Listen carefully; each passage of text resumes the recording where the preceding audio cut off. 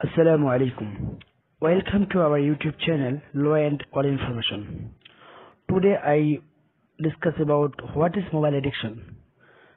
So প্রিয় শ্রোতা দর্শক বন্ধু, আজকে আমরা আলোচনা করব যে মোবাইল এডিকশন, মোবাইল আসক্তি থেকে কি করে মুক্তি পেতে পারি এবং এগুলোর ক্ষতিকার দিক কি কি এবং মোবাইলের সঙ্গে জড়িত মূল আসক্তিগুলো কি কি। প্রথমে আমরা আলোচনা করব মোবাইল আসক্তি কি, হোয়াট ইজ মোবাইল অ্যাডিকশন, অর্থাৎ মোবাইল আসক্তি কাকে বলে। এমনিতে একটি স্মার্টফোন বা আধুনিক মোবাইল ফোন অবশ্যই একটি উৎপাদনশীল হাতিয়ার, যেগুলোর ব্যবহার আমরা বিভিন্ন উৎপাদনশীল কাজে অবশ্যই করতে পারি। তবে এই মোবাইলের বাধ্যতামূলক ব্যবহার বা অতিরিক্ত ব্যবহারের ফলে আপনার কাজকর্ম, পড়াশোনা বা সম্পর্কের মধ্যে প্রচুর সমস্যার সৃষ্টি হয়ে থাকতে পারে। স্মার্টফোন আসক্তি আপনার সেই অবস্থা বা পরিস্থিতিকে বলা যেতে পারে যখন আপনি অতিরিক্ত মোবাইল ব্যবহার করছেন এবং প্রয়োজন ছাড়া তো বাধ্যতামূলকভাবে মোবাইলের ব্যবহার করছেন। 5 মিনিট সময়ও আপনি মোবাইল ছাড়া থাকতে পারছেন না। অর্থাৎ আপনি যদি 5 মিনিট ছাড়াও মোবাইল ছাড়া থাকতে পারছেন না, তার মানে বুঝবেন আপনি যে আপনি অলরেডি একজন মোবাইল এডিকশনের পার্সনের মধ্যে অন্তর্ভুক্ত। এই পরিস্থিতিতে ব্যক্তি বারবার নিজের মোবাইল ফোনের মধ্যে টেক্সট, ইমেইল, অ্যাপস, ইন্টারনেট ইত্যাদি ওপেন করে থাকেন। এছাড়া মোবাইলে নোটিফিকেশন না আসলে বারবার নতুন নোটিফিকেশনের জন্য মোবাইলের দিকে নজর ও ধ্যান দেওয়া। এটা হচ্ছে যারা মোবাইল আসক্তির সঙ্গে যুক্ত তাদের এগুলো লক্ষণ বা তাদের এগুলো সাধারণত বৈশিষ্ট্য। এই মোবাইল আসক্তিকে আমরা ঠিক মদ, সিগারেট বা অন্যান্য নেশার সঙ্গে তুলনা করতে পারি, কেননা অন্যান্য নেশাগুলোর মতোই স্মার্টফোনের আসক্তি একটি সাংঘাতিক এবং ক্ষতিকর নেশা।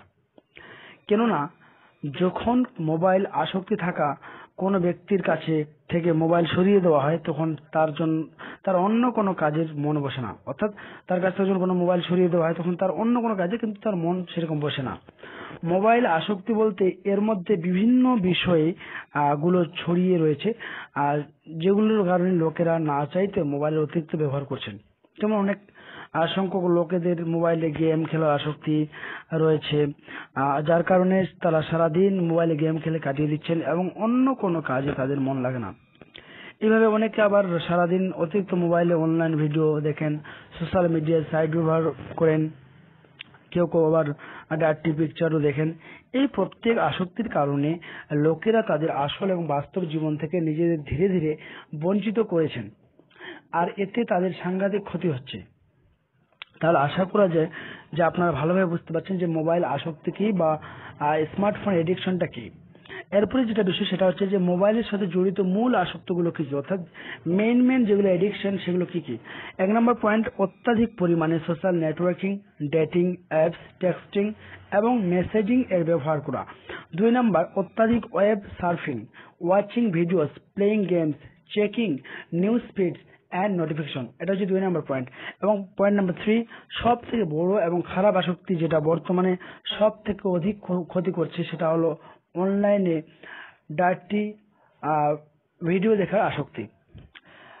পয়েন্ট নাম্বার 4, সোশ্যাল মিডিয়া সাইটগুলোতে গিয়ে নতুন কন্টেন্টের অপেক্ষায় সবসময় স্ক্রল করতে থাকা। অর্থাৎ আপনি মোবাইলকে বারবার স্ক্রল করছে যে কখন নতুন কন্টেন্ট আসবে, কে নতুন ভিডিও ছাড়লো কি ছাড়লো না। এটা একটা মোবাইল আসক্তির লক্ষণের অন্তর্ভুক্ত। পয়েন্ট নাম্বার 5, অনলাইন গেমিং এর আসক্তি আজ বাচ্চাদের পড়াশোনার উপর সাংঘাতিক খারাপ প্রভাব ফেলেছে বললে ভুল হবে না।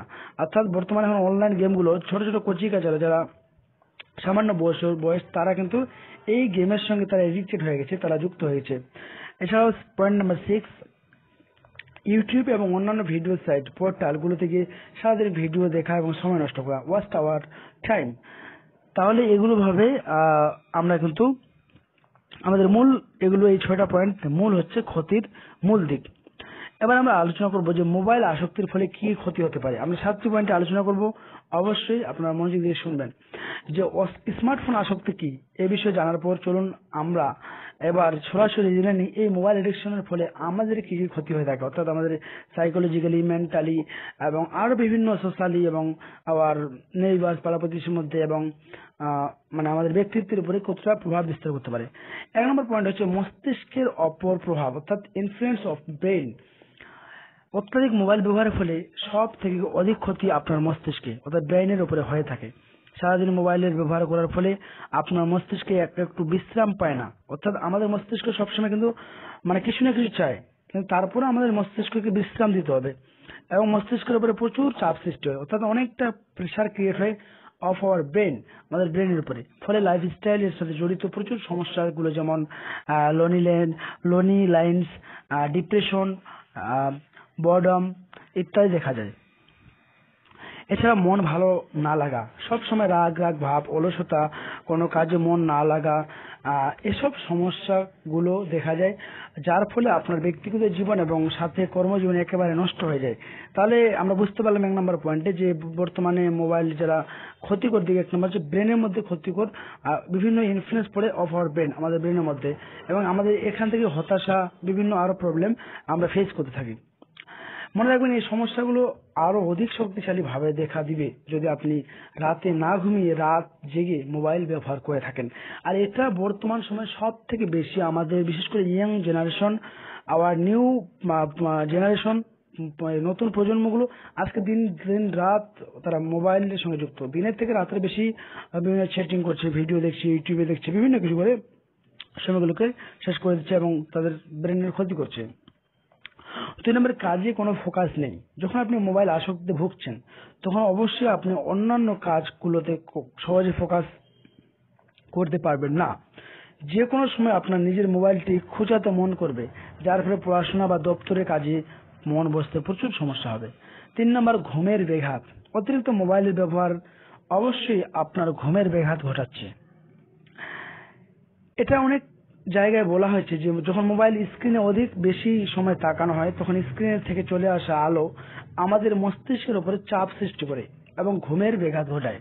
আর নিয়মিত যদি আপনি রাতে ভালো করে ঘুমাতে পারছেন না, তাহলে ধীরে ধীরে আপনার সামগ্রিক মানসিক স্বাস্থ্য খারাপ হতে থাকবে। চোখের জন্য খারাপ, অর্থাৎ মোবাইল আসক্তি এটা মানুষের জন্য খারাপ। যেমন মানুষের বডির কিন্তু পার্টস রয়েছে, চোখটা একটা পার্টস যেটাকে আই বলা হয়, এটাও কিন্তু আমাদের বডির জন্য খারাপ। অবশ্যই মোবাইলে থেকে চলে আসা আলো আমাদের চোখের জন্য খারাপ। তাই যখন আপনি মোবাইল আসক্তিতে ভুগছেন তখন আপনি সারাদিন এবং রাত মোবাইল ব্যবহার করছেন, যার ফলে আপনার চোখে এর ক্ষতিকর প্রভাব অবশ্যই পড়ছে। 5 নম্বর পয়েন্ট, মানসিক চাপ, অর্থাৎ মেন্টালিটি প্রেশার।